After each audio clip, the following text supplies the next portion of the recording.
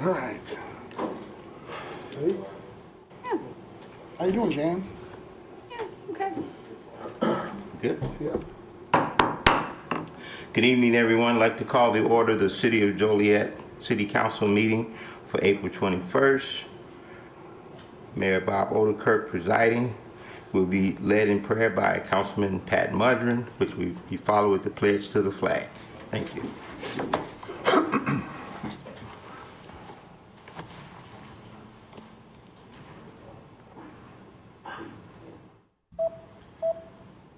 Lord God, I would like to ask for a moment of silence in memory of Stan Turk, Mike Turk's father, who passed away on Sunday, and Father Memenus, who passed away this weekend, please.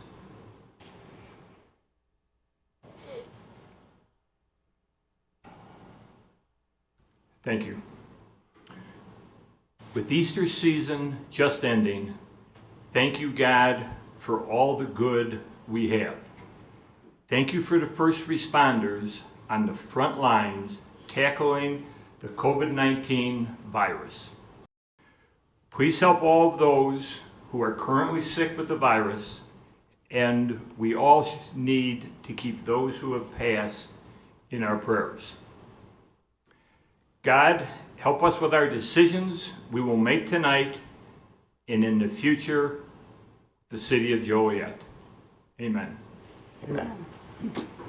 Pledge allegiance To the flag of the United States of America and to the republic for which it stands, one nation, under God, indivisible, with liberty and justice for all. Liberty and justice for all.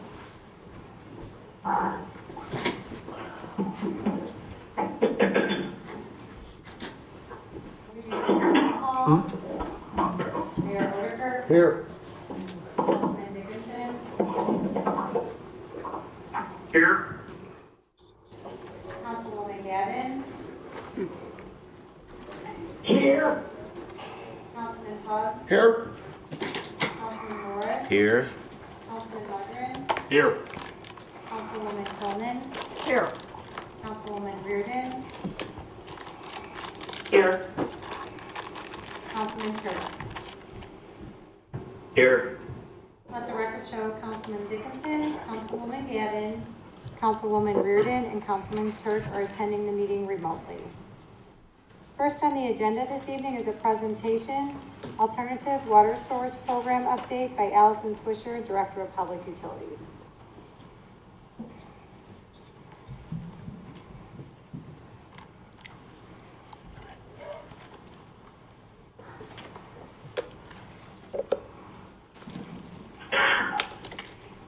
Great. Thank you, Mayor and Council. Tonight I'm going to provide an update on our alternative water source program. Just as a reminder, I always start off these presentations with a statement of the current problem. The groundwater modeling completed by the Illinois State Water Survey in 2018 found that we will not be able to meet maximum day demands within the city of Joliet by 2030. That was recently confirmed with updated modeling that was completed in the spring of 2020. So time remains of the essence. COVID-19 does not change the fact that we have an unsustainable water supply, and we don't have time to delay moving forward with this project.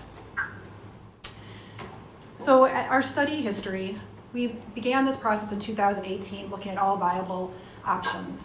This was 14 different alternatives that were evaluated for water quality and water quantity. Then in phase 2, we further evaluated 5 water source alternatives, and we did that for both a 30 MGD and a 60 MGD demand scenario. 30 MGD represents a Joliet-only scenario, and 60 MGD represents a scenario where we would have regional partners. This past January, the council made the decision, first, that Lake Michigan would be the alternative water source, and second, that we would simultaneously investigate 2 potential Lake Michigan alternatives, those being a new intake in Indiana, and the second being purchasing water from the city of Chicago. So the Lake Michigan New Indiana intake alternative consists of a new intake into Lake Michigan on the Indiana shoreline. the construction of a new water treatment plant in Illinois, and then 47 miles of transmission main. This information was presented last fall as far as the costs and impacts to monthly bills. And the major differentiators between this alternative and the Chicago Department of Water Management alternative is we would have control over the water rates and implementation. However, there's a greater risk due to the complexity of the project and crossing state lines. The next option is the Lake Michigan purchasing water from the Chicago Department of Water Management. Major construction highlights of this alternative would be construction of 30 miles of transmission main. Again, the information on cost was presented in last fall, and the major differentiators are this is an existing water supply, which reduces the implementation risk, and also has an initial monthly bill increase that is lower. However, the total cost over a 50-year time frame would be greater due to the impact of purchasing water. So to implement either of these alternatives, it's important that we have a strategic direction. This a strategic plan was prepared and presented in January, which the council subsequently approved. There's a lot of information that went into preparing that strategic plan, but with either alternative, we feel confident that we can implement them by 2030 if we follow that plan. I'm not going to go over in great detail what that strategic plan entailed. The full plan is available on the project website at www.rethinkwaterjoliet.org. However, I just wanted to reiterate what our big picture is, and that is we have a vision that we want to provide a sustainable, reliable, and high-quality water source to our residents and potentially the region. So the program schedule, again, is very important. 2030 is the deadline we have to meet. The first item that we need to do to move forward in this process is hire the engineering consultant team that will lead the efforts over this 10-year period. Then in 2020, we're going to do that in-depth evaluation of both of those alternatives with a final selection by the City Council in December of this year. After that selection, we move into preliminary design in 2021. We would look to be seeking approval of potential regional intergovernmental agreements at the end of 2021. So over the next 2 years, we'll be doing a lot of outreach with potential regional partners.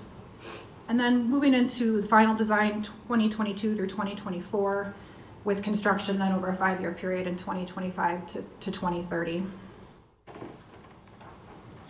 So as I mentioned, the first step in this process is retaining the engineering consultant who will lead these efforts for the Alternative Water Source Program.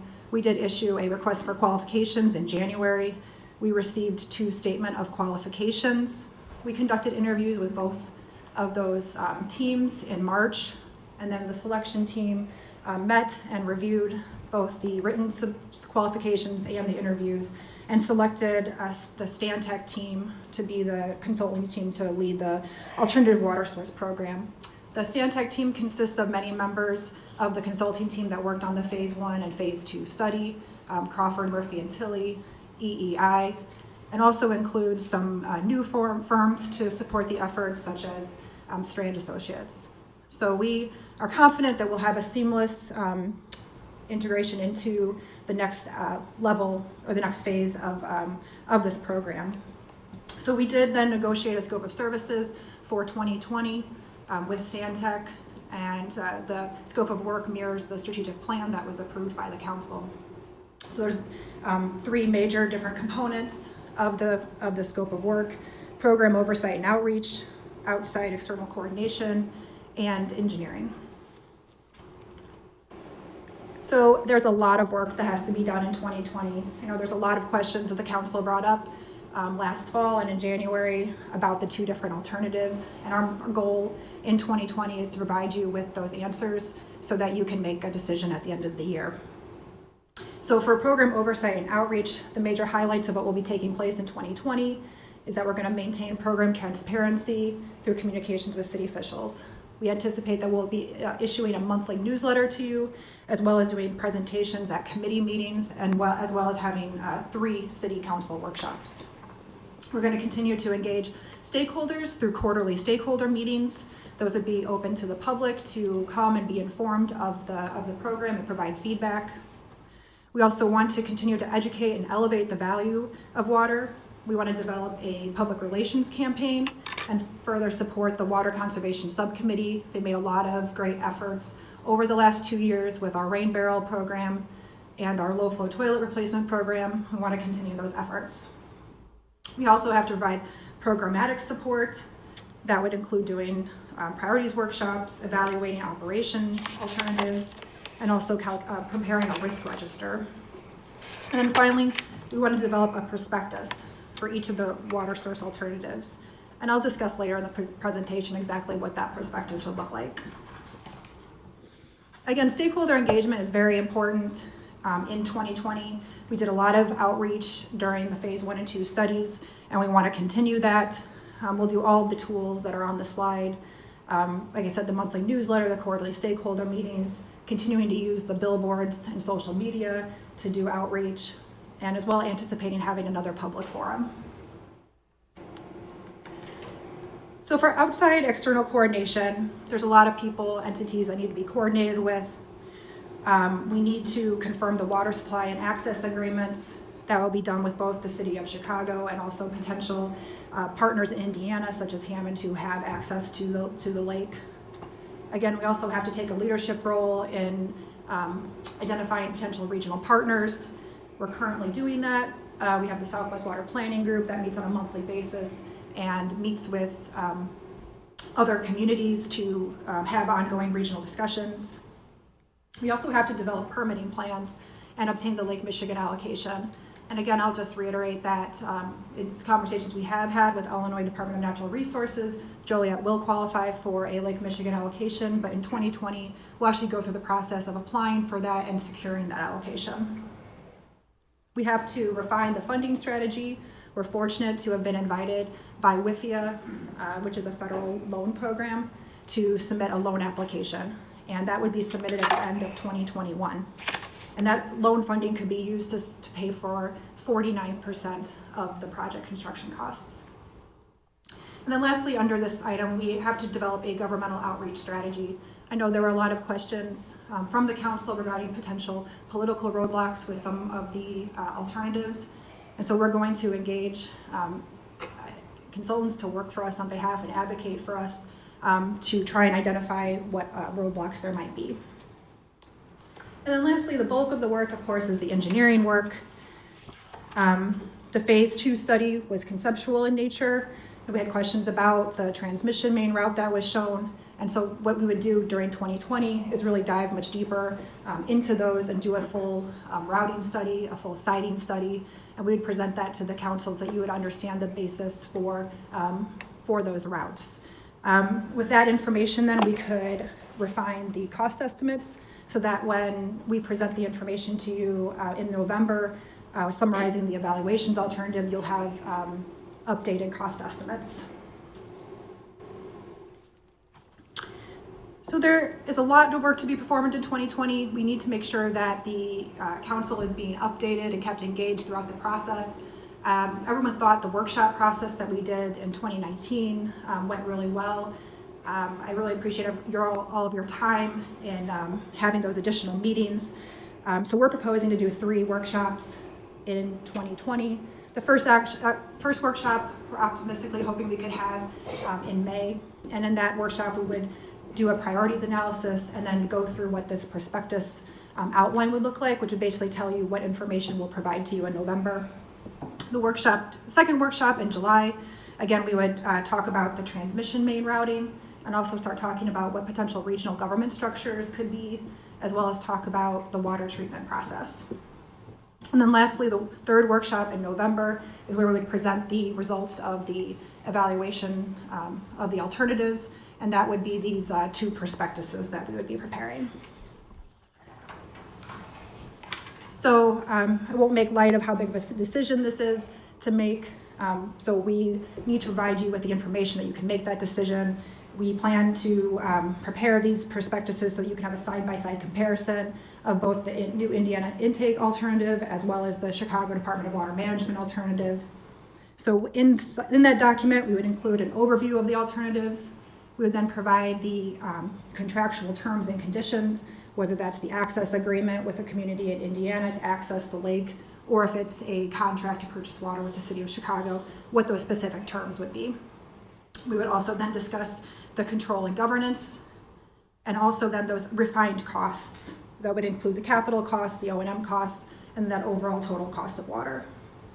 We'll discuss the schedule and the permitting nuances to each of the different alternatives, and then also have the risks identified and any other uncertainties with each alternative. And then lastly, this year we'll be meeting with potential regional partners and identifying if there is a preference from regional partners for either of the alternatives and presenting that information in the prospectus as well. So that concludes my presentation. The contract with Stantec is an agenda item on the council agenda for tonight. So if there's any questions, I can answer them at this time. Mayor? Yeah. I just want to make a comment, actually 2 comments. And again, thank you and the staff, as well as certainly the commission. That was a laborious process. And it was impressive the way it was handled ultimately. Certainly there was some disagreements, and that's part of tackling a project this big. I just would encourage us, and correct me if I'm wrong, Allison, when you become a regional supplier, you can't just completely on your own decide, I'm going to charge City A this much, I'm going to charge City B way more than that. But we certainly, as we've discussed, as kind of a preliminary proposal I made back during the workshop time, that we will have associate partners that would be guaranteed as a possibility when we finalize this, a certain level, maybe equal to Joliet, because the upfront as an associate partner, they would carry bond to commit to the project proportionate to the water demand they have over the whole project. Anybody who comes later, and there will be many that will come later, are customers.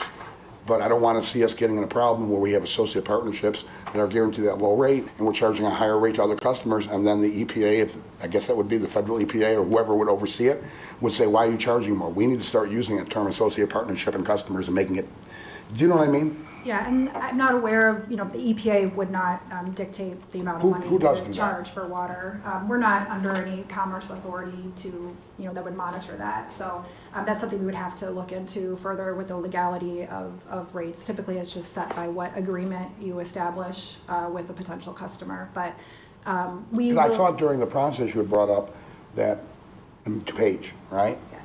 There were certain things that were prohibiting, not that they would, any gouging, obvious gouging. Yeah, that was written, so the City of Chicago's water purchase agreements, they do have that clause written in there that they have most favored nation status, that they would not, could not be charged more than any other customer. So those are specific to the agreements.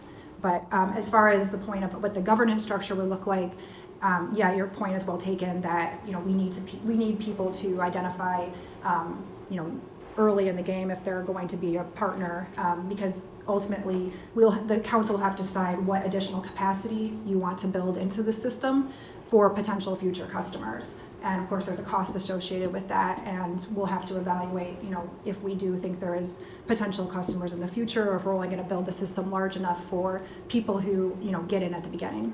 And I thank you for pointing out that we currently don't have a specific commerce oversight. But when it comes to state and federal government, that can change on a dime. So let's get ahead of that wave, that curve. Okay. Thank you. Thank you.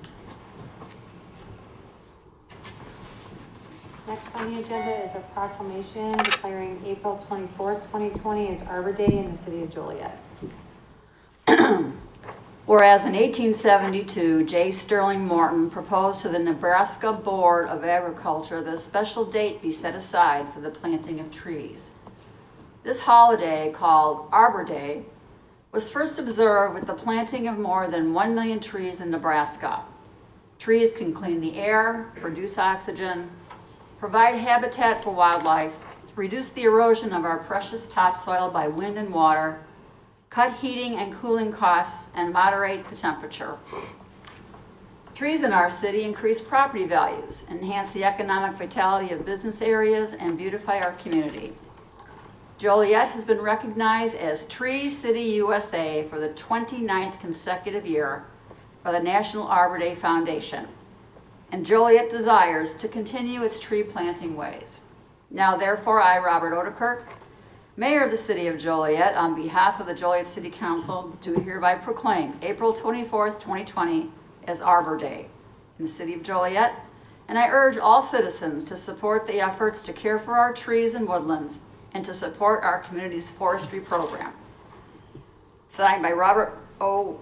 Kirk, Mayor, April 21st, 2020. Thank you. Thank you. And are we sending this to Reader Bournemouth? Yeah. Okay, great. There are no appointments this evening, so next is the approval of the agenda. Is there a motion to approve the agenda as written? So moved. Second. It's been motioned and seconded to approve. Councilman Dickinson? Councilman Dickinson? Aye. Councilwoman Gavin? Aye. Councilman Hug? Aye. Councilman Morris? Aye. Councilman Mudrin? Aye. Councilwoman Coleman? Aye. Councilwoman Reardon? Aye. Councilman Turk? Aye. Motion carried. Next is citizens to be heard on agenda items. We did not receive any requests to speak under the citizens to be heard on agenda items, and we did not receive any emails for this section for tonight's meeting. So next is consent agenda. Invoices paid report. It's recommended this report be received and placed on file. Council Memo 223-20, regular payroll for February 14th through February 27th, 2020, $3,443,709.65. And Council Memo 224-20, regular payroll for February 28th through March 12th, 2020, $3,439,443.52. It's recommended said regular payrolls be approved. Is there a motion to approve said consent agenda items? So moved. Second. Been motioned and seconded to approve. Councilwoman Gavin? Aye. Councilman Hug? Aye. Councilman Morris? Aye. Councilman Mudrin? Aye. Councilwoman Coleman? Aye. Councilwoman Reardon? Aye. Councilman Turk? Aye. Councilman Dickinson? Aye. Motion carried. Mayor? Yes. Steve, if you could, we have several items that are purchases. And maybe all of them, but just to be clear, each one, could you attach it to the $4 million bond? Each of the separate, which ones are part of that bond? Could you identify that as we go through? Yes. Thank you. So next are licenses and permit applications. I believe the Deputy Liquor Commissioner is here to explain those. Mayor, Council, Council Member 226-20, a public hearing was held on March 18th for a request for a Class E license. The applicant is El Primo Mexican Restaurant Number 3 Corporation. Owner Clarissa Ramirez. Location is 457 North Scott Street. No persons appeared in opposition. Small water bill was owed to the city, which we believe was taken care of. And the building, police, and fire department have no issue. And based on the facts of this hearing, Liquor Commissioner is recommending approval. Next is Council Memo 227-20. A public hearing was held on March 18th, 2019 for a request for a new Class B license. The applicant is LG Ranch / Republic Hall, DBA Republic Hall. Location is 113 Republic Avenue. No persons appeared in opposition. No outstanding monies owed to the city. Police, fire, and departments have no issues. Based on the facts of the hearing, Liquor Commissioner is recommending approval. Last is Council Member 228-20. A public hearing was held on March 18th, 2019 for a request for a transfer Class C license. The applicant is Sharon Inc., DBA Jackson Liquors. Location is 110 East Jackson Street. No persons appeared in opposition. There are no outstanding monies owed to the city. Police, fire, and fire departments have no issues. Based on the facts and the facts of this hearing, the Commissioner is recommending approval. Any questions? Thank you. Thanks, Oak. So first is Council Memo 226-20, issuance of a Class E liquor license at 457 North Scott Street for El Primo Mexican Restaurant Number 3. Recommended El Primo Mexican Restaurant Number 3 be issued a Class E liquor license. So moved. So moved. Is there a motion? Second. It's been motioned and seconded to approve. Councilman Hug, Aye. Councilman Morris, Aye. Councilman Mudrin, Aye. Councilwoman Coleman, Aye. Councilwoman Reardon, Aye. Councilman Turk, Aye. Councilman Dickinson, Aye. Councilwoman Gavin. Aye. Motion carried. Next is Council Memo 227-20, transfer of a Class B liquor license at 113 Republic Avenue for Republic Hall. It's recommended this liquor license be approved. So moved. Second? It's been motioned Second. and seconded to approve. Councilman Morris, Aye. Councilman Mudrin, I have no interest in this liquor license, but I do have an interest in the building at 113 Republic, and I think I should recuse myself from this. Councilwoman Coleman, Aye. Councilwoman Reardon, Aye. Councilman Turk, Aye. Councilman Dickinson, Aye. Councilwoman Gavin, Aye. Councilman Hug. Aye. Motion carried. Council Memo 228 is a transfer of a Class C liquor license at 110 East Jackson Street for Jackson Liquors. It's recommended this transfer be approved. So moved. So moved. Second. Second. Been motioned and seconded to approve. Councilman Mudrin, Aye. Councilwoman Coleman, Aye. Councilwoman Reardon, Aye. Councilman Turk, Aye. Councilman Dickinson,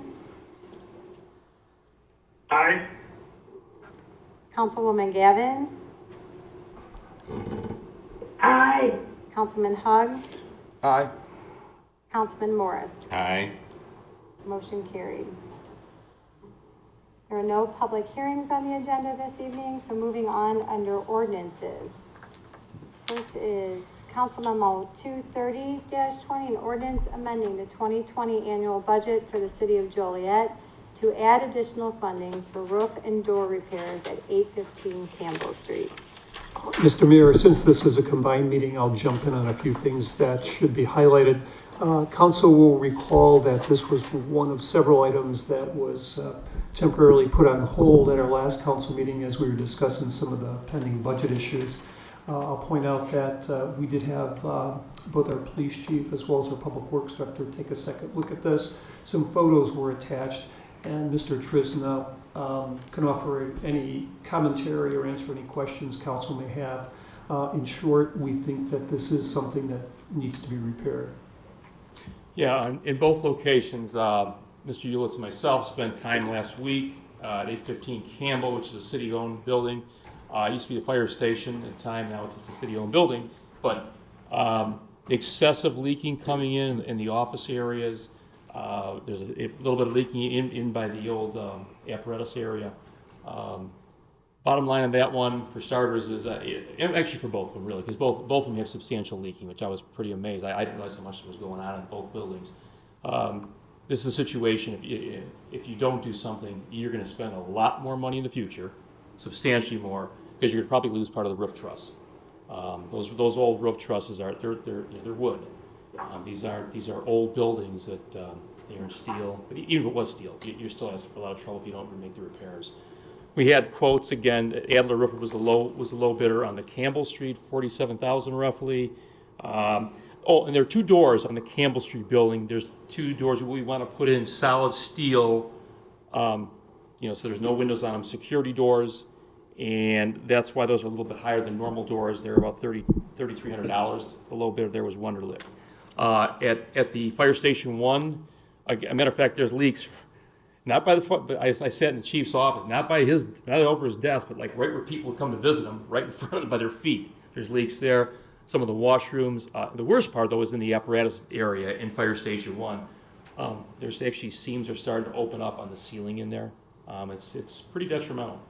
We sure do not want to, get water coming in, part of that ceiling coming, the roof coming down on our apparatus. We got millions of dollars of equipment in there. So that one this time we got quotes. We did not have quotes before. That one was we thought it might be about $150,000. The low bidder was Filato Roofing at $137,400. Mayor?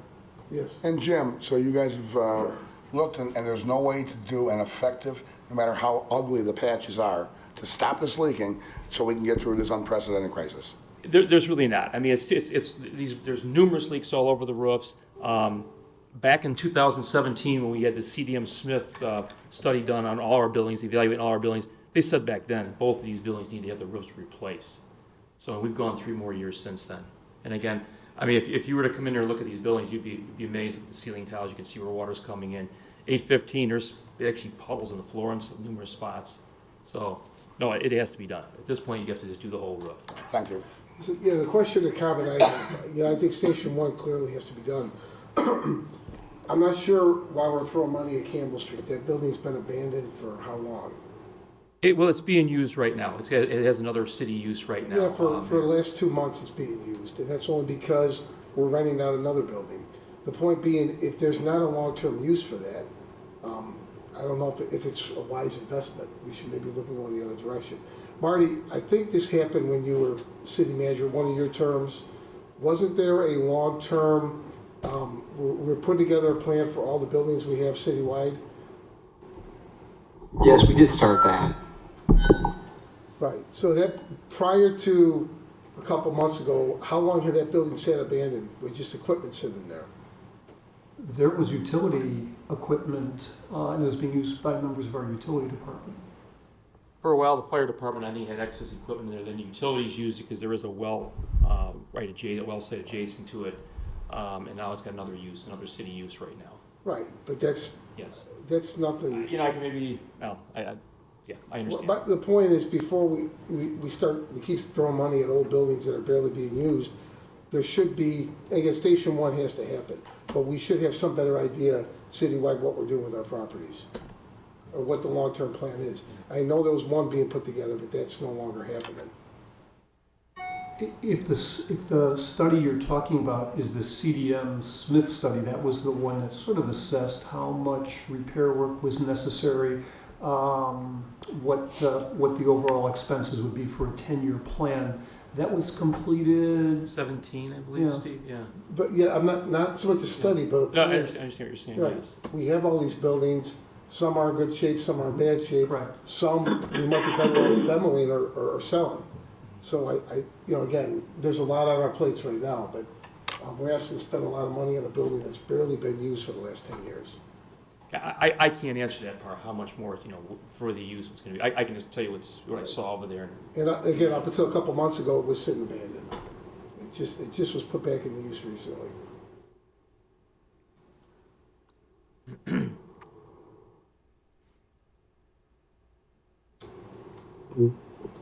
I guess with that, we need a motion. Staff is recommending approval of Council Memo 230-20, which is an ordinance amending the 2020 annual budget for the city of Joliet to add additional funding for roof and door repairs at 815 Campbell Street.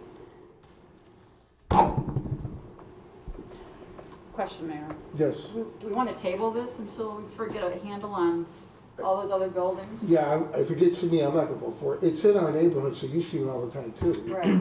It was never being used.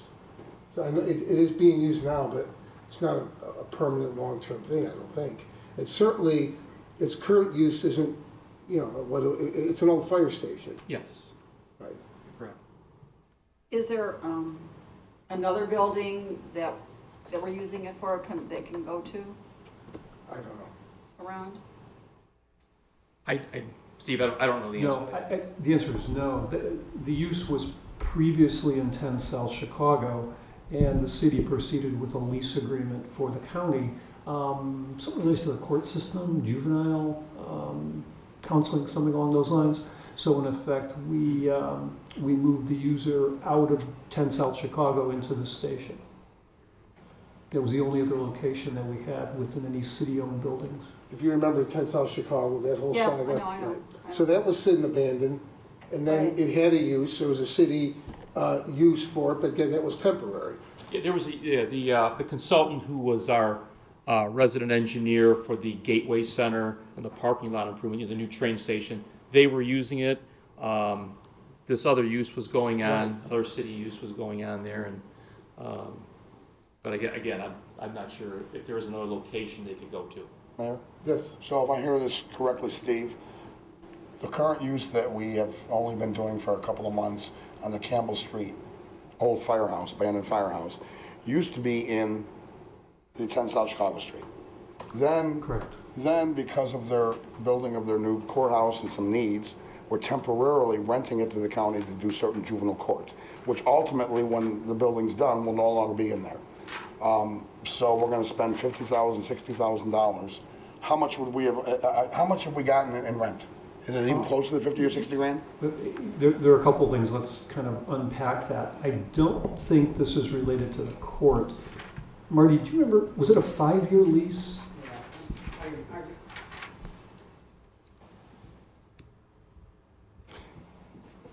Just before Marty comes up, you said something about renting it to the county for juvenile court uses. Yeah, but it wasn't specifically related to the courthouse, the new Right, but construction. with It was this about a new, 5-year. huge, beautiful courthouse going up, I'm sure they're not gonna need that after they finalize their It's huge, just- beautiful courthouse. It's the state's attorney's office renting the building, I believe. Is that what It's it- not- okay. It's not Will County, yeah.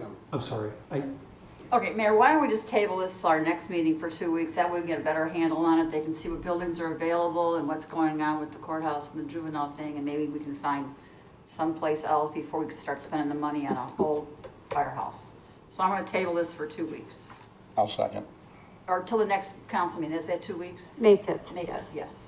So it's been motioned and seconded to table Council Memo 230-20, which is an ordinance amending the 2020 annual budget for the city of Joliet to add additional funding for roof and door repairs at 815 Campbell Street to the May 5th, 2020 council meeting.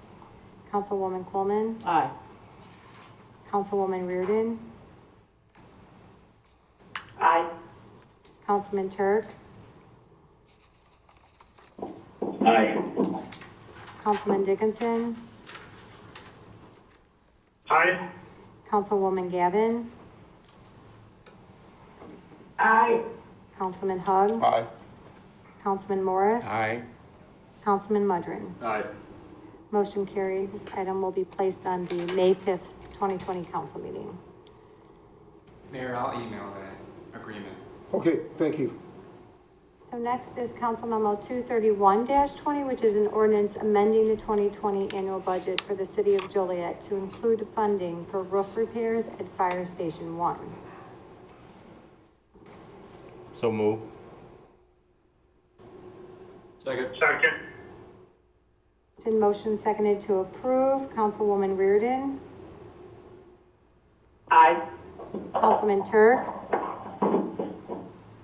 Aye. Councilman Dickinson, Aye. Councilwoman Gavin, Aye. Councilman Hug, Aye. Councilman Morris, Aye. Councilman Mudrin, Aye. Councilwoman Coleman. Aye. Motion carried. Thank you, Jim. Yes.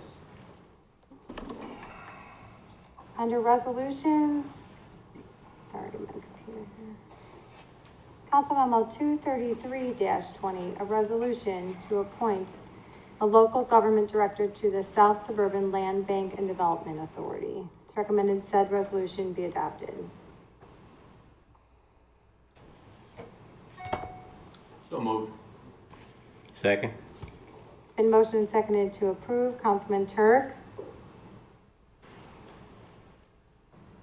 Aye. Councilman Dickinson, Councilwoman Gavin, Aye.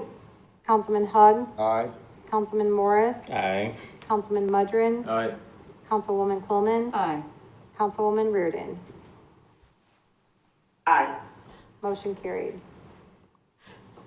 Next is Council Memo 234-20, a resolution authorizing the partial purchase acquisition of 403 Manhattan Road for the Richard Street Lift Station Replacement and Sanitary Sewer Improvements Project. It's recommended said resolution be adopted. So move. It's been motioned and seconded to approve. Councilman Dickinson, Aye. That's annoying. Councilwoman Gavin, Aye. Councilman Hug, Aye. Councilman Morris, Aye. Councilman Mudrin, Aye. Councilwoman Coleman, Aye. Councilwoman Reardon, Aye. Councilman Turk. Aye.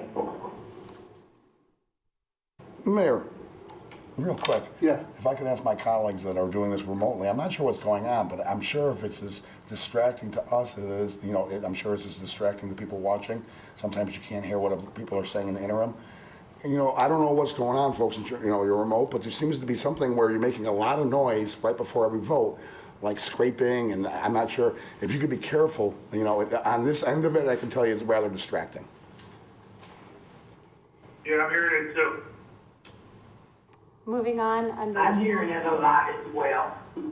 Yeah, we're hearing the same thing on our end. I think we've been told that it was going to be a bad connection potentially tonight. under award of contracts, Council Memo 236-20 is a request for authorization to award a contract to administer mandatory fire department physicals. Council Memo 237-20 is a request for authorization to award a price agreement for the 2020 street maintenance material contract, the City of Joliet aggregate price agreement contract, and the City of Joliet bituminous patching materials I'm sorry, Mayor, contract. can I interrupt? I'm sorry, Chris, but Steve, in this, what she's going through now to make one big motion, we have some of those ones that are gonna be voted on the $4 million. Yeah, I would prefer those be brought out, please. Just to get ahead of the game so I don't drag the meeting on for the rest of you, I won't be voting for anything that's gonna be, included in going $4 million more into debt on a bond. At this time, it shouldn't be weighted. I've thought about it since our special meeting, and so if we can separate those out. Yeah, I'll point those out as we get those. Right, but she's gonna call a vote on all of them together. So, okay, let me ask I'm for sorry, Chris, clarification then. So Steve, the items that you had previously recommended to me to speak on, are those the items that we should vote on separately? Okay. So I did mention 236-20 and 237-20. So we will move on. We're going to skip 238-20 for now and go back and vote on that separately. 239-20 is a request for authorization to approve a professional services agreement for the Alternative Water Source Program. And Council Memo 240-20 is a request for authorization to approve the purchase of, That's another one that goes in that group. That's another one in the bond issue, Krista. okay, thank you. 40 and 41 Okay. would also be included. Okay. So I have, and also, okay. Just 40 and 41 are the last, okay. Council Memo 242-20, thank you. Is a request for authorization to award a contract for the 2020 roadway signs material purchase order number 1. And Council Memo 243-20 is a request for authorization to purchase water metering equipment. So is there a motion to approve Council Memos 236-20, 237-20, 239-20, 242-20, and 243-20? So moved. Second. Second. It's been motioned and seconded to approve. Councilwoman Gavin, Aye. Councilman Hugg. Aye. Councilman Morris. Aye. Councilman Mudrin. Aye. Councilwoman Pullman. Aye. Councilwoman Reardon. Aye. Councilman Turk. Aye. And Councilman Dickinson. Aye. Going back to Council Memo 238-20, purchase one ambulance for the City of Joliet Fire Department. Okay, this is one of the three items that is on this agenda that relates to the replacement of both vehicles and equipment per our fleet replacement plan. This was a topic of discussion at our last council meeting where we talked about the budget and the finances. We had talked about the fact that the debt funding proposed as adopted in the city budget was the method of financing. And at the time, council gave us direction to go ahead with the expectation that there would be a $4 million bond issue later in the year. We talked about not spending it, all at once. And clearly, if we if we levy it, issue it in the second half of the calendar year with the turnaround time of vehicles, this would undoubtedly stretch from 2020 into 2021. So in effect, that bond issue that was referenced by Councilman Hugg is the method of financing these vehicles. Mayor, so we can speed the meeting along for everybody else. What I'm about to say applies to all three of the items that are under this bond issue. Steve Jones is perfectly correct in saying originally when we adopted the budget and going into January, we were all on the same page to do this to a certain degree.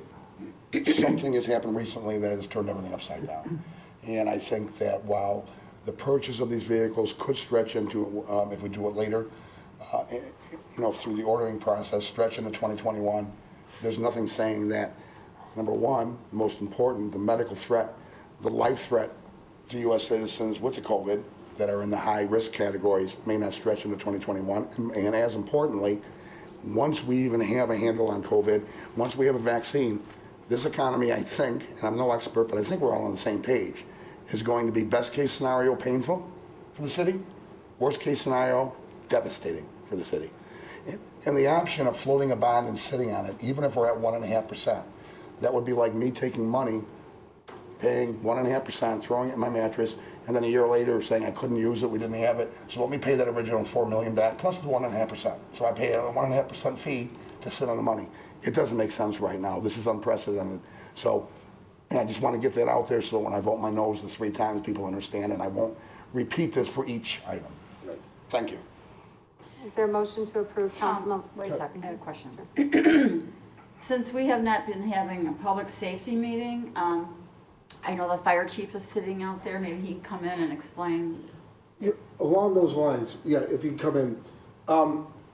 Steve, we're canceling the committee meetings, but I would put it out to the committee members. If you feel that you need a committee meeting, we can make an exception there. We don't have to cancel them across the board. It was interesting when we did decide to cancel, it was before we had really ramped up for some of the remote meetings and some of the videos. So certainly, I'm not sure how our IT staff would feel about it, but I think if there are some meetings, we could potentially ramp those back up. Sure. Because the committee didn't have time to vet this out, so. Chief, would you explain the dire need, or can we get by for a little while? Well, certainly, as we put together this program of looking what we needed to address first, obviously our ambulances are the busiest, and they do the majority of the work, as well as bring in $5.5 million in billables annually. Looking at our current 9 ambulances who are in the front, 6 of those have 11 years of service or greater. Only 3 of them are 2016s, and so they have 4 years of service, but every remaining one is pre-2010. Some of them are 15 years old. And it does take a while to get this. If we were to purchase this evening, we would not be seeing this ambulance until sometime next spring. And so that's the reason to move forward on it now, is because it will take that long in order for it to be built. So do we have to pay for this in advance, or when? We do not have, we only have to pay upon receipt. On receipt, okay. Thank you. Thank you. But we're the bond is at 1.5% or 1.25%? Rephrase that, I'm The sorry. bond for this, the $4 million bond that you were pursuing? The estimates, as interest rates have tumbled through the spring and, probably will continue to be relatively low, the estimate that's been used is somewhere in the 1.5% range for municipal tax exempt bond. And keep in mind, the funding of this is directed from the 3-cent per gallon tax that was imposed with the budget. Our estimates were about 1.6 million in terms of additional revenue. A $4 million bond issue would be somewhere in the vicinity of $500,000 per year, 10-year issuance.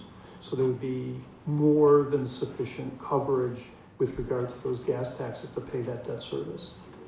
Okay. Thank you. Mayor, if I might add, again, it's my understanding too, and in talking to Chief Blasky over the years, and I think even when the former Chief Hermos was here, that there are some even older vehicles they keep in reserve. I don't know how many, ambulances that are used in an emergency. If somebody, I can switch my vote on any of these items, if somebody can guarantee me the federal stimulus package is going to cover us, we don't even have access because we're under 500,000 people as a city. And we just told everybody, quite frankly, that if nothing changes, it doesn't get worse and doesn't get better, we're going to be up a creek by October, November. And so I don't think Mr. Jones can sit there with a crystal ball and tell us we can cover this, because gas volume is way down across the country right now. There's people making jokes about I'm getting 3 weeks to the gallon because they're not using it. I have filled up once in the last 2.5 weeks, once. So, and I'm not alone, I'm sure. So again, I'm not saying that it's something that shouldn't, can't be, and won't be. I'm saying that in my opinion it should be delayed because the tsunami financially is coming around this corner. It'll be too late once it's issued to backtrack on that. Well, I have another question. Okay. Chief, I need you back, please.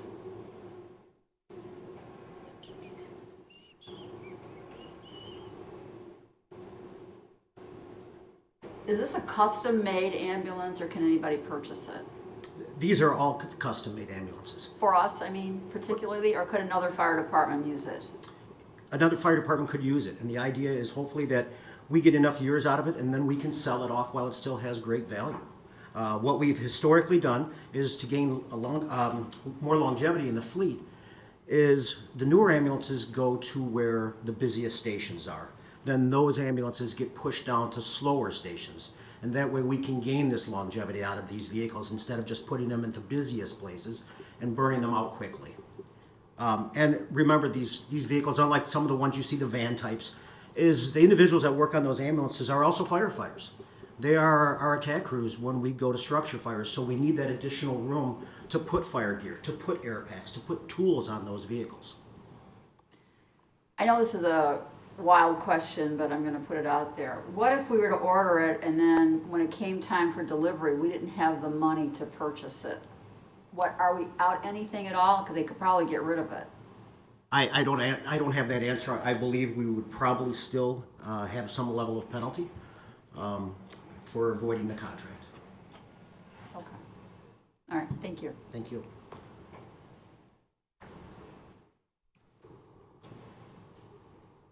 So for Council Memo 238-20, request for authorization to purchase 1 ambulance for the City of Joliet Fire Department. Staff is recommending approval. Do we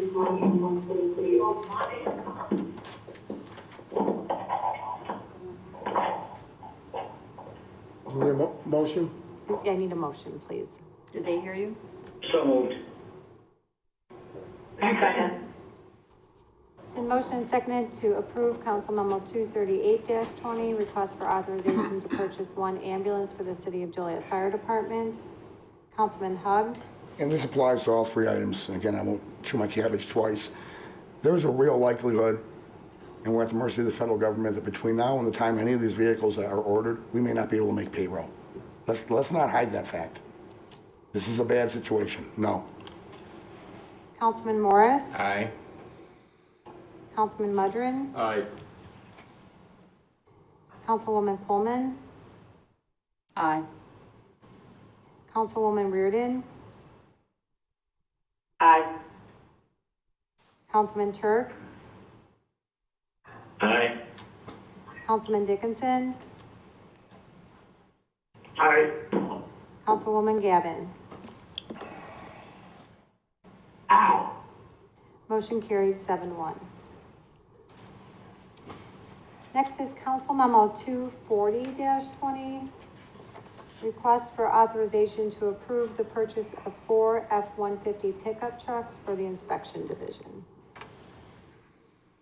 Also part of the vehicle replacement plan to be funded with bond issues. Is there a motion to approve? I have a question. Yeah. This is for the inspection division, and what, I mean. Yeah, these 4 pickup trucks are for the building inspections. They're current vehicles, trucks/cars, range from a 19-year-old vehicle to a 15-year-old vehicle, and everything in between there. So they need a pickup truck? Yeah, we're getting them small pickup trucks, yes. So for the carry? Well, for they're doing their inspection, a lot of times they're going out to sites, so they're traveling on off-road vehicles, off-road situations. Like a lot of these industrial parks, Center Point, for example, right now, Harbor Freight is a good example. They're going to places where the roads aren't even totally in yet. Mm-hmm. Okay, all right, thank you, Jim. Mayor, Yes. can I assume these are somewhat in stock, Jim, that these would be delivered? These would be delivered a little sooner. I think, what was the total on this one? I want to say it was 118,000. Yes. You know, I would think these might be, 3 months, 2-3 months, we'd be having to purchase these. Do we need all 4 of them? Well, I believe we do. I mean, again, based on their condition and the age and use they get, they're pretty beat up vehicles. Mayor, Yes. can I assume there's no value to the vehicles they are replacing? I would have to check with Dave Druzik when he tries to sell something. A lot of times I use some of these for parts in the future. At this point, they're pretty old, though. I don't think they'd be using for parts. They might be able to get a little bit of money off if they were to turn around and sell them. Not much money, again, based on the age. Like I said, the newest one was a 2005.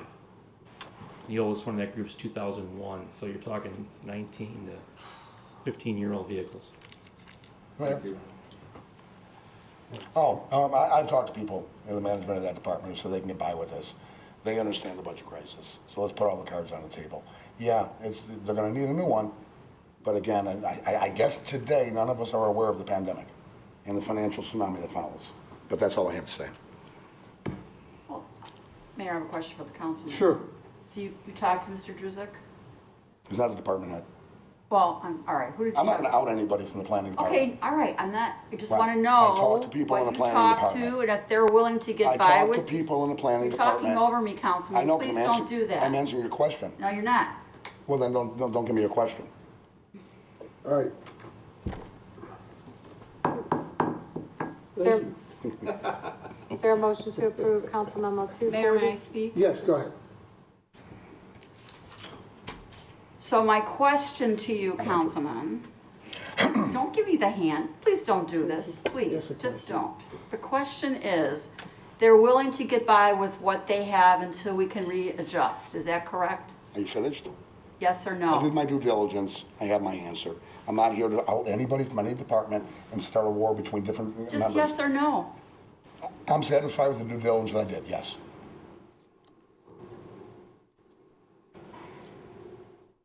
Go ahead. Is there a motion to approve Council Memo 240-20, request for authorization to approve the purchase of 4 F-150 pickup trucks for the inspection division? So moved. Second. Been motioned and seconded to approve. Councilman Morris?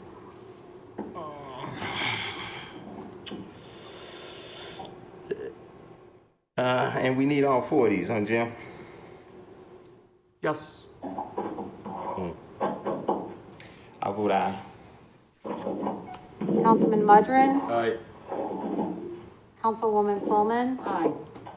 Councilwoman Reardon? Aye. Councilman Turk? Aye. Councilman Dickinson? Aye. Councilwoman Gavin? Aye. Councilman Hug? No. Motion carried 7-1. Council Memo 241-20 is a request for authorization to purchase 5 trailers for the Department of Public Works Roadways Division. This is also a replacement item. This, however, is not part of the bond issue. This was actually within the operating budget of the Public Works Department. If I could add to this one, we have 3 trailers right now. There's 5 maintenance districts. We have 3 trailers. They're very deteriorated. These are what we use, our street department folks use to drive around, to pull around the bobcats, the rollers, lawn mowers, equipment of this nature. As a side, so we're trying to get a trailer for each each maintenance district. So each of the 5 foremen has a trailer in his fleet, and we're going to be doing extra work now. One of the items we just did today, we sent a letter out to cancel our landscape maintenance contract. We're going to be doing more lawn mowing ourselves this way. Obviously, we've got, we're not hiring summer interns this year, but again, we're trying to pick up some of the slack on even any tree removal we've got to do ourselves. We're not going to do a tree removal contract this year. Those came off after the budget hearing, the budget meeting last week. And these are for just $54,000. Mayor, question. Yes. How urgent are these? Can we wait on these for a while since they're not coming out of any bond issue? Well, they're not coming out of the bond issue, but they are in very bad shape. Like I said, we're trying to get at least 1 for each councilmatic district. Well, how long does it take to get one of these? These would be relatively quick. Again, these would probably be within a 2-month type of range. This would not carry into next year. We would have them for this maintenance year. Can we put a hold on this for a while so we get a better handle on where the economy's going to go? That's your call. I'm asking you, can we use what we have until we find out? I mean, are they like going to drop dead tomorrow? Well, again, they're in very good. Drop dead Yeah. and fall apart tomorrow. I understand. No, Sorry. we would use if we have to. We'd use what we have. Ideal as a minimum, we'd like to buy at least 2, so we have an extra one. We have 1 for each maintenance district. And again, we could get like a couple of crews out doing lawn mowing this way, which we've got to do some. Now we're going to be cutting the boulevards like on Route 30 and Bronx Road, the ones we used to have under contract, Cobalt Road, for example. We'll be doing that type of work. So my question to you is, could this wait a couple, 3 months? Well, I think we need to at least get 2 as a minimum and try to get by with the old ones. But you said it doesn't take that long to get one, and you can use what you have in the meantime. What I'm getting at, no, I'm saying we really need to get at least 2, so each maintenance foreman, there's 5 maintenance foremen, each one has a trailer for his crew to move equipment around. Explain what happens if we don't trailer vehicles from various Well, if you didn't locations. trailer, if you're starting to try to, I guess you could try to drive the Bobcat or the roller, which is very, very, very slow. You really can't drive them on the roads. You're gonna lose maintenance operations if you don't. We're gonna lose time. This is trying to help expedite the work we're doing. And again, we're gonna be doing a little bit more work with our own folks this year. So you could get by with 2 new ones instead of 4 for now? If we have to, yes. Well, I would like to amend the memo to 2. That's all right with anybody else. You guys at home, can you hear what I asked? Mayor? Yep, go ahead, Mike. One question, Mayor. Jim, is Jim Tristan still there? Yes, I am. Hey, Jim, if we're only going to buy 2, I assume or guess that the per unit price may change? We'd have to verify that. I guess if we're going to go only buy 2, we probably should table it if that's what you'd like to do for 2 weeks to confirm the price to make sure it's still the $10,775. Okay, then I'll table that for 2 weeks so we get a better price, and maybe you could ask them since. Well, no, see, Things are the the price way may that- be higher if you're only buying 2 versus, you're not going to. We were going to buy 5. Understood, but if we're going to Sure. need 2 more down the road, maybe because of, everybody needs the business right now, and everybody's in dire straits. So maybe we could make a deal with those folks. Okay. So let's check into that for 2 weeks. So I'm going to move to table that for 2 weeks. So move. Well, second. Second. I'm sorry. Motion seconded to table Council Memo 241-20, request for authorization to purchase 5 trailers for the Department of Public Works Roadways Division to the May 5th, 2020 council meeting. Councilman Mudrin. Aye. Councilwoman Coleman. Aye. Councilwoman Reardon, Aye. Councilman Turk, Aye. Councilman Dickinson, Aye. Councilwoman Gavin, Aye. Councilman Hug, Aye. Councilman Morris. Aye. Motion carried. Council Memo 241-20 will be placed on the May 5th, 2020 council meeting. Moving on, under amendments, change orders, and payments. Council Memo 245-20, request for authorization to approve change order number 2 for the Belmont Interceptor Replacement Project. Council Memo 246-20, request for authorization to approve amendment number 2 to the professional services agreement for the 2019-2020 water service mapping program. Council Memo 247-20, request for authorization to approve change order number 9 for the combined sewer overflow long-term control plan phase 3 wet weather treatment plant facility project. It's recommended Council Memos 245-20 through 247-20 be approved. So moved. Second. Been motioned and seconded to approve. Councilwoman Coleman. Aye. Councilwoman Reardon. Aye. Councilman Turk. Aye. Councilman Dickinson. Aye. Councilwoman Gavin. Aye. Councilman Hug. Aye. Councilman Morris. Aye. And Councilman Mudrin. Aye. Motion carried. Next is the city manager's report. I have no report, Mr. Mayor. Okay. New business not for final action or recommendation. Councilman Dickinson, new business. No. Councilwoman Gavin. No, sir. Councilwoman Reardon. No. Councilman Turk. No. Terry. No, sir. Larry. Yes, sir. Just briefly, I'm gonna put a question out there and they can compare the statement. I gotta be honest, I'm floored and flabbergasted that 3 people are voting to spend $4 million we don't have, that we have to bond for even in good times, during the worst pandemic since 1918, with people, financial experts. Moody's reported that it will be moving Illinois within 30 days to junk stop bond status, but they voted no on the $5 million up front that Councilwoman Quillman was able to get the $3 million attached to. They voted no just recently on a contentious. They didn't stand tall on it. On a contentious item bringing in $5 million, and now after voting no to that revenue and all future revenue, they're spending $4 million we don't have. I wish I had an explanation for that. Anything else? No. Kim? No.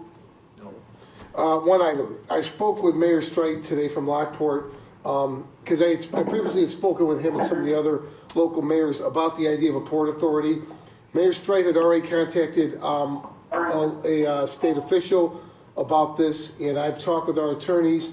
They've begun the research process. So I was serious when I said that Friday night. This is something I really want to move forward on. If not the vehicle of a port authority, some type of authority or oversight into the region, what's happening with all the logistics and trucking and stuff that's coming into our region. So that process has begun. I'll keep the council updated moving forward. Next is public comments. We received 1 email comment, which was forwarded to you earlier today, and we have 1 citizen who registered to speak this evening. Yeah, Kathy on the line. Kathy, this is Mayor Oderker. Can you give your name, address, and comment, please? Hi, Mayor. This is Kathy Spieler. I live in Joliet, and I'm calling tonight to commend you and the council for going through the grueling public comments process for 6 meetings for the Point annexation. There were some calls that came in that you were all polite about, and I thank those for being polite, but a good portion of the calls that came in from surrounding towns were deplorable. In all the times I have come to speak at council as a lifelong Joliet resident, and many times opposed to some of the council's stance on an issue, I have never behaved in such a manner as what I heard in these meetings. I am a lifelong resident, and for the last 16 years, I have lived on a truck route in Joliet in District 5.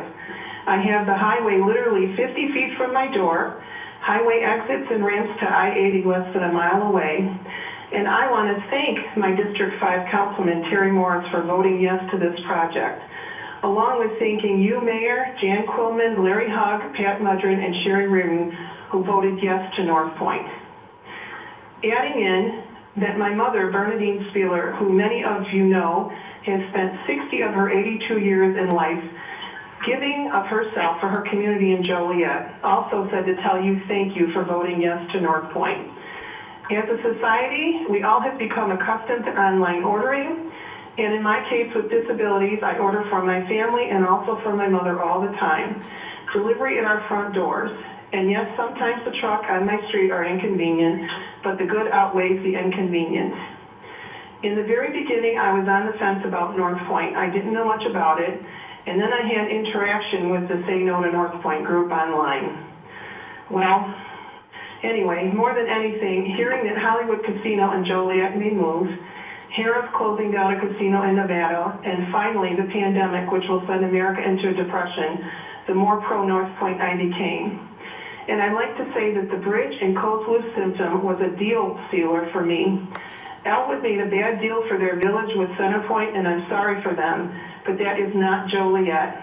The bridge means that someday I can visit my father's grave again, which is at Abraham Lincoln Cemetery. We have a superb legal team led by Marty Shanahan who are doing the right thing for Joliet. After the yes to North Point vote last Friday, I've heard some people say online, where are all the pro-North Point Joliet people? They didn't call in and comment. Well, guess what? We are here. Many of us signed the Yes to North Point petition, but some did not as they were afraid. Many of us wanted to take a Yes to North Point sign to be put in our yards, but for fear of retaliation from this group, like we've seen online, we opted out. However, there were some brave souls that did put them in the Cathedral, Briargate, and Emerald Lawn areas. So there were people who live in Joliet on the near west side that were pro-North Point.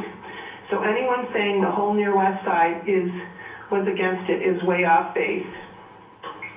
Instead, most of us sent in emails to give you our feelings on this for the pro-North Point. And the project itself is 10 to 20 years out, which gives more than enough time for the I-80 bridge to be repaired or replaced, and the bridge in Elwood will be up and a huge help to everyone by then. 5 of our council and our mayor voted for Joliet's future. They realized that Joliet needs tax alternative revenue. As mayor and 5 council people saw that those good old days of vote money are nearing the end. The buzz online from outer towners is, vote out the 6 who voted yes. Well, I'm here to reassure you that that is untrue. After researching those who made these statements, we found that only about 1 in 20 of those people live in Joliet. Therefore, it's going to be very hard for them as non-Joliet residents to vote out our Joliet City Council. So for those of us who do live in Joliet, we will make sure to do our best to keep you right. Thank you. Marty, along those lines, there was a question about the press conference today with the lawsuit. And I know as part of the agreement, anything involving the pre-annexation agreement, we're not paying the legal costs for. Could you just elaborate on that? I'll just read it to you right here. Developer agrees to indemnify. No, I don't want to turn this off. Can you step up maybe? Sorry. This is a section, Mayor, that the city insisted be in here. It's the indemnification. Developer agrees to indemnify, defend, with counsel reasonably accepted to the city, and hold harmless the city, its elected officials, and appointed officers, its boards, commissions, and committees, the members of such boards, commissions, and committees, its employees, representatives, agents, engineers, successors, assigns, executors, administrators, heirs, and beneficiaries of the foregoing, the indemnities, which arise directly or indirectly from the entry of this agreement, any actions contemplated or taken pursuant to this agreement, including but not limited to annexation, rezoning, special use permits, or other city approvals, permits, or entitlements. What does that mean? That means if the city gets sued, that the developer is going to indemnify, defend, and hold harmless the city. Thank you. Mayor? Yes. To really simplify it, Marty, in other words, they're going to pay for the lawyers to take care of the lawsuit. counsel that we reasonably accept.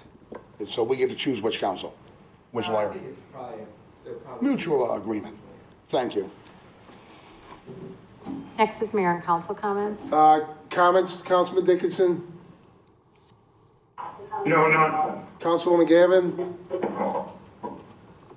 Yes, Mayor, thank you for the opportunity to allow me to thank the United Way and all of their partner agencies for their work during this COVID-19.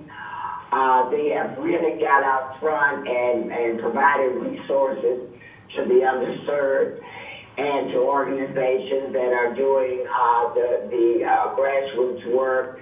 So I want to thank Mike Hennessy, United Way, and all of their partners for stepping up during this pandemic time.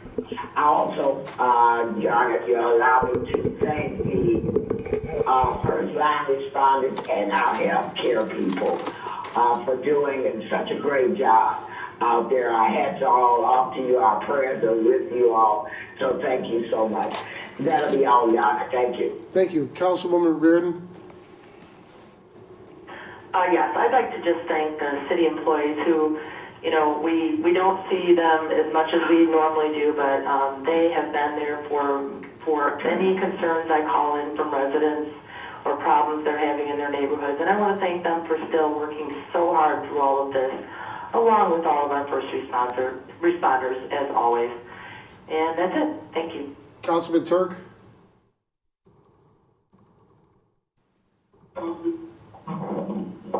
Nothing.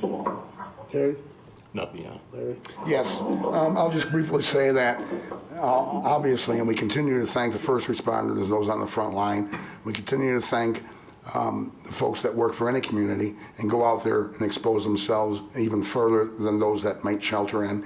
But we have to thank everyone in the community. We have to thank those that have participated in the shelter in, those that have checked on the elderly neighbor who may be somewhat of a shut-in or have no family. There's a lot of people working together as a community, which makes me proud as an American. So all I would end my comments by saying is continue to take care of yourself, your family, stay healthy. With an increasing number of people losing their jobs, even essential employees in some industries that I've talked to because their employer is afraid of lawsuits should somebody get sick or work comp type claims, with an increasing number of people that are losing their jobs, an increasing number of people who are going to be and already are struggling with their family, with their children, with their neighborhoods. Work together. I am not a wealthy man. I too have a family to support with my wife, but call me if you need something. If I can figure out how to help you, I will. Please call me. Thank you.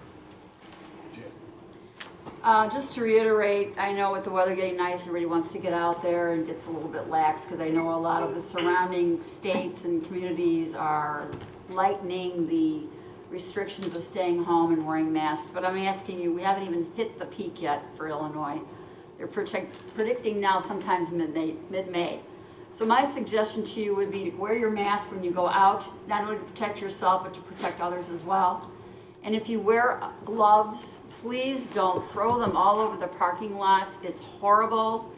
And employees have to pick them up. If you don't want to touch your gloves, what you do, I don't have a glove on, but you take your thumb and your forefinger and turn it inside out.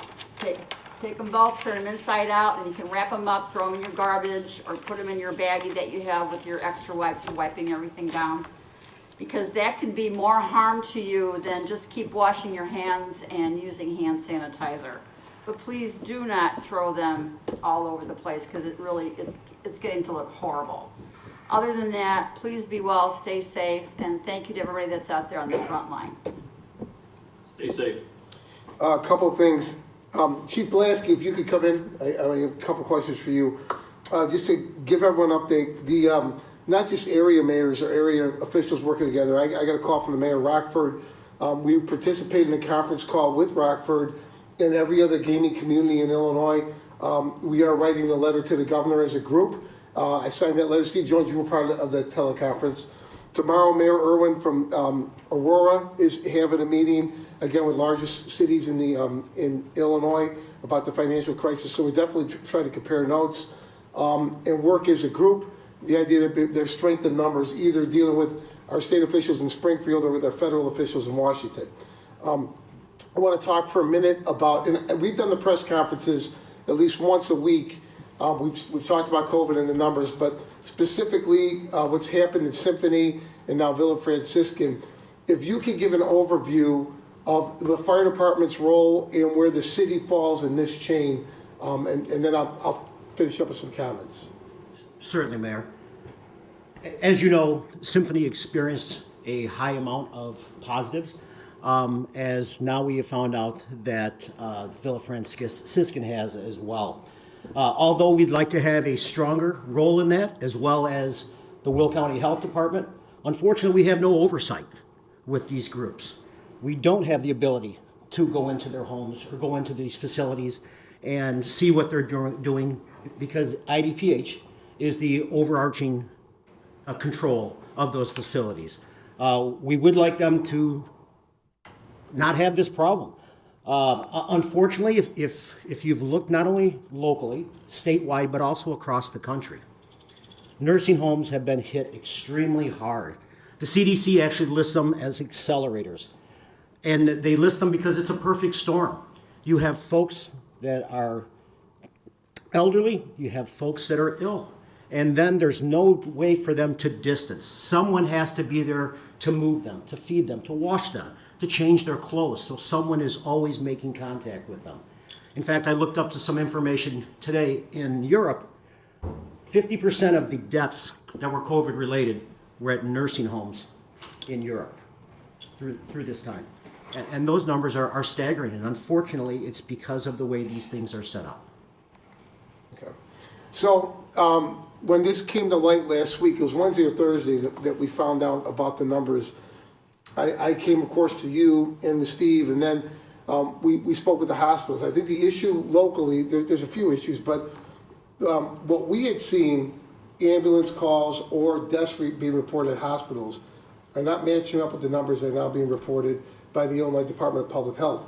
I'm glad over the weekend they chose to be transparent and put it all out there. So, but that's a concern, I think, from our end, that we weren't tracking any of this. And realistically, is what we learned is that the nursing homes were not required to report these to their local health department. They were only required to report these to the IDPH. And then after we made the push through the mayor, now you see this every day, and it's actually being updated just on a weekly basis now, is all the nursing homes that have 2 or more positive patients, and that can be either a resident or an employee, are on their website now, and they're being updated weekly. So with that in mind, I spoke with the governor's office a couple of times. I spoke with them today. I spoke with the director from the Illinois Department of Public Health. The message I was asked to convey is that the governor is ordering, he's deployed mass testing throughout nursing homes throughout the state. I have to believe the only 3 that have really been newsworthy are Willowbrook and 2 in Joliet. That we cannot be alone in this. I mean, I guess we're speculating, but. Well, if you've seen the initial in Washington, where they had a tremendous amount of positives as well as a high fatality rate, I think that's what kind of brought the initial attention to nursing homes. But I don't think anyone ever anticipated that it would cross the country as it did. But again, those are our most vulnerable citizens, and they're in a congregate living, and they can't socially distance. The caregivers have to be there, have to touch them, have to move them. And so, again, they're referred to as an accelerator within the communities for the COVID virus. IDPH did also report they're looking for a contingency staffing plan. The governor wants to gear up a program to assist with the staff inside these homes. They also are trying to do a survey to gain intelligence as to what's lacking and what needs assistance from the Illinois Department of Public Health. So with that, since last Friday, I've been contacted by dozens of Joliet residents or family members of people who are either in those homes or unfortunately have passed away, hearing all sorts of stories. I am assuring you all that information is getting passed on to the governor's office. If there's anybody that wants to share their story or wants to speak with somebody at the state level that can make an impact, please contact me and I will pass that all forward. I do want to extend my sympathy to all the victims in both our nursing homes, obviously citywide, and to the family members of those that are left behind. I spoke with people who are devastated, and there does appear to have been a problem. So this is something, again, I called Friday for investigation. That needs to happen. I commend the governor's office. I think it's triage right now, all hands on deck to try to solve what we can the problem and save lives. But once this is done, there needs to be another layer into this, in my opinion. So, but thank you, Chief. Also, Councilman Turk, my condolences to you and your family, and my condolences to the family of Father Vitas Memenis. And again, everyone who suffered during this period. It's been a real rough period for a lot of people. That's all I have. Is there a motion to adjourn? So moved. Thank you, Mayor. Second. The motion seconded to adjourn. All in favor? Aye. Opposed? Meeting adjourned. Good night, Mayor.